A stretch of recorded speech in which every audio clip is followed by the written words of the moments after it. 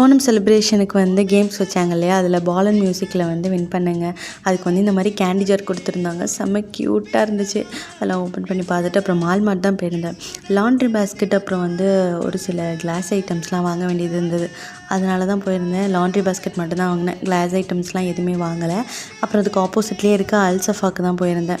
ஒரு டைம் வந்திருந்தப்போ இங்கே வெஜிடபிள்ஸ் க்ரோசரிஸ்லாம் வாங்கினேன். எல்லாமே எனக்கு கொஞ்சம் கம்மியாக தெரிஞ்சிச்சு. அதான் ஓகே இவ்வளோ தூரம் வந்துட்டோமே இங்கேயே வாங்கிடலாம் அப்படின்னு பார்த்தா, ஆனால் இன்றைக்கி வந்து எனக்கு செட் ஆகலை. அதனால் ஒரு சில காய்கறிகள் ஒரு 2 நாளைக்கு தேவைப்படுறத மட்டும் வாங்கிட்டு வந்துட்டேன். அப்புறம் பார்த்திங்கன்னா இன்றைக்கி கிரகணம். அதுவே எனக்கு லேட்டாக தான் நினைப்பு வந்துச்சு. ஹஸ்பண்ட் கிட்ட கிரகணம் மூடுறதுக்குள்ளே வாங்க வீட்டுக்கு போயிடலாம் அப்படின்னு. அதுக்குள்ளே நம்ம வீட்டுக்கு போக முடியாது அப்படின்ட்டாங்க. ஏன்னா கிரகணம் வந்து மூட ஆரம்பிச்சிருச்சுன்னா சாப்பிடக்கூடாது அப்படின்னு சொல்லுவாங்க.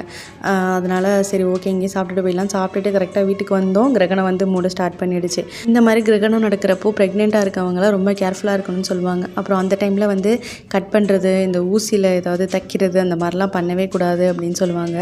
அது ஏன்னு எனக்கு தெரியல. ஆனால் முக்கியமாக சாப்பிடக்கூடாதுன்னு சொல்லுவாங்க. அந்த நேரத்தில் சாப்பிட்டா டைஜஷன் ப்ராப்ளம் வரும்னு சொல்லுவாங்க.